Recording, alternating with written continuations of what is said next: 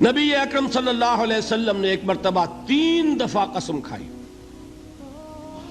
واللہ لا یؤمنو، واللہ لا یؤمنو، واللہ لا یؤمنو، خدا کی قسم وہ شخص مومن نہیں، خدا کی قسم وہ شخص مومن نہیں، خدا کی قسم وہ شخص مومن نہیں۔ واقعہ یہ ہے کہ ہم تصور نہیں کر سکتے کہ صحابہ کیسے لرز گئے ہوں گے، کانپ اٹھے ہوں گے، کون وہ بدبخت ہے، کون وہ شقی ہے جس کے بارے میں اللہ کے رسول 3 دفعہ قسم کھا کر فرما رہے ہیں کہ وہ صاحب ایمان نہیں۔ قیل من یا رسول اللہ، کسی نے ڈرتے ڈرتے پوچھا ہوگا اے اللہ کے رسول کس کے بارے میں ارشاد فرما رہے ہیں؟ اب جواب سنیے، الذی لا یامن جارہ بوائقہ، وہ شخص کے جس کی ایذا رسانی کی وجہ سے، جس کی بدخلقی کی وجہ سے اس کا پڑوسی امن میں نہیں ہے۔ یہ کوئی گناہ کبیرہ ہے؟ آپ کی فہرست میں تو گناہ ہی نہیں، کبیرہ کیا سوال، صغیرہ بھی نہیں۔ زیادہ آپ یہ کہیں گے کہ ذرا بد اخلاقی ہے، کج خلقی ہے، بس اچھا کردار کا معاملہ نہیں ہے، یہ کہیں گے، گناہ کی فہرست میں نہیں آئے گی بات۔ کبیرہ بہت بڑی شے ہے، لیکن اس پر اللہ کے رسول نے 3 دفعہ قسم کھائی، ایمان نہیں ہے، ہرگز نہیں ہے، خدا کی قسم نہیں۔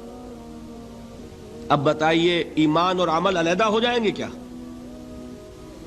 یہ ہے مسئلہ جو امام بخاری کے سر پہ ہے۔ اور سنیے، فرمایا حضرت انس ابن مالک نے، یہ روایت جو میں نے آپ کو ابھی سنائی ہے یہ کوئی ایسی ویسی روایت نہیں ہے، متفق علیہ ہے، بخاری اور مسلم دونوں میں موجود، اس سے اونچا درجہ روایت کا ہے ہی نہیں۔ راوی کون؟ ابو ہریرہ رضی اللہ تعالی، ان کی والدہ لے کر حاضر ہو گئیں، یہ بچہ حضور آپ کی خدمت میں رہے گا، آپ کی خدمت کرے گا، آپ کے پاس رہے گا، ٹھیک ہے۔ وہ حضور کے خادم خاص ہیں، جیسے ذاتی کوئی ہوتا ہے معاملات میں مدد کرنے والا، خدمت کرنے والا، وہ ہیں انس ابن مالک۔ چونکہ ان کا تعارف ہو گیا ہے رضی اللہ تعالیٰ عنہ، تو ایک بات پہلے اور سنا دوں،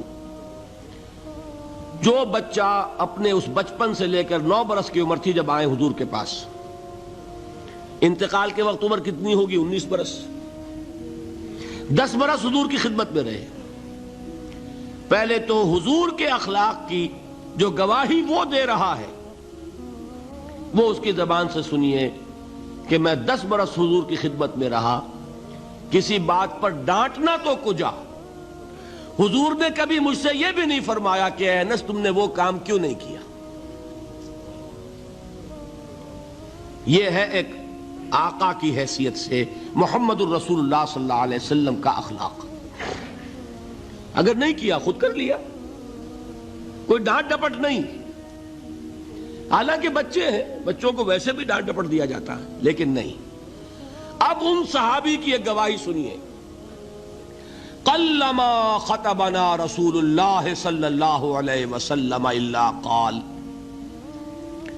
فرماتے ہیں کہ شاذ ہی کبھی ایسا ہوا ہوگا کہ حضور نے کبھی خطبہ ارشاد فرمایا ہو اور اس میں یہ الفاظ نہ ہو۔ الفاظ سمجھ رہے؟ جب بھی خطبہ دیتے تھے آپ یہ الفاظ ضرور فرماتے تھے، شاذ کبھی رہ جائے تو رہ جائے، قلما خطبنا رسول اللہ صلی اللہ علیہ وسلم الا قال، کیا فرمایا؟ لا ایمان لمن لا امانت لہ ولا دین لمن لا عہد لہ، جس شخص میں امانت داری نہیں اس کا کوئی ایمان نہیں، جس میں ایفائے عہد نہیں اس کا کوئی دین نہیں۔ بنا پھرتا ہو وہ دیندار، بنا پھرتا ہو وہ صاحب ایمان اور امتی حضور کا، امانت داری نہیں تو ایمان نہیں، ایفائے عہد نہیں تو دین نہیں۔ کس کا فرمان ہے؟ کسی آج کے زمانے کے مفتی کی بات نہ سمجھ لیجئے گا کہ جس کو آسانی سے آپ چاہیں تو رد کر دیں، یہ محمد الرسول اللہ صلی اللہ علیہ وسلم کا فرمان ہے۔ اور سنیے پھر ایک متفق علیہ روایت بخاری اور مسلم کی، راوی پھر کون ہے؟ ابو ہریرہ رضی اللہ تعالیٰ عنہ۔ فرماتے حضور نے ارشاد فرمایا لا یزنی الزانی حین یزنی وہو مومن ولا یسرق السارق حین یسرق وہو مومن ولا یشرب الخمر حین یشرب وہو مومن. کوئی زانی حالت ایمان میں زنا نہیں کرتا. کیسے ممکن ہے؟ ایمان ہو اور زنا ہو جائے، پھر وہ ایمان دھیلے کا ہوا؟ کیا قدر و قیمت اس ایمان کی؟ وہ تو اٹھا کر پھینک دینے کی چیز ہے. ایمان اور اخلاق پہ اثر انداز نہ ہو، ایمان اور کردار کو نہ بدلے، ایمان اور عمل کو نہ بدلے تو کس مرض کی دوا؟ پھینکو اٹھا کر. نہیں ممکن کہ ایمان ہو اور زنا ہو، نہیں ممکن کہ ایمان ہو اور چوری ہو. لا یسرق السارق حین یسرق وہو مومن. کوئی چور حالت ایمان میں چوری نہیں کرتا، کوئی شرابی حالت ایمان میں شراب نہیں پیتا. ولا یشرب الخمر حین یشرب وہو مومن. کوئی شراب پینے والا وہ مومن نہیں ہوتا جب وہ شراب پی رہا ہوتا ہے، اس وقت اس کے دل سے ایمان نکل جاتا ہے. اب دیکھیے یہاں کیا میں نے کل بتایا تھا نا، مغالطے کیا ہو گئے؟ مغالطے یہ ہو گئے کہ اس کو سمجھ لیا قانونی بات. یہ قانونی بات نہیں ہے، وہ قانونی ایمان کی بات نہیں ہو رہی، یہ حقیقی ایمان کی بات ہو رہی. قانونی ایمان کی بات ہو تو یہ کافر ہو گیا. پھر کافر نہیں ہے. قانونی ایمان کا دار و مدار قول پر ہے. یہ وہ حقیقی ایمان ہے، قلبی یقین والا ایمان. اس کے بارے میں فرمایا جا رہا ہے وہ دل سے نکل جاتا ہے تو گناہ ہو سکتا ہے.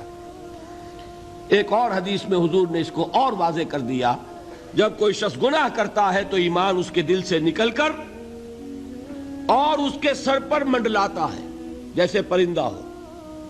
اگر توبہ کرتا ہے تو واپس لوٹ آتا ہے، توبہ نہیں کرتا تو رخصت ہو جاتا ہے. بتائیے کوئی اشتباہ ہے گیا؟ لیکن خدا کے لیے دو انتہاؤں سے اپنے آپ کو بچائیے. ایک انتہا یہ کہ اس حدیث کی بنا پر آپ کافر قرار دے دیں. یہ غلطی کس سے ہوئی؟ کل بتایا تھا بھائی، کس سے؟ خوارج سے. خوارج سے یہی غلطی ہوئی. وہ فارسی کا ایک مصرع ہے کہ مردی و نامردی قدم فاصلہ دارد. یہ باریک جیسے بال کا سا فرق ہوتا ہے لیکن زمین و آسمان کے نتیجے نکل آتے ہیں.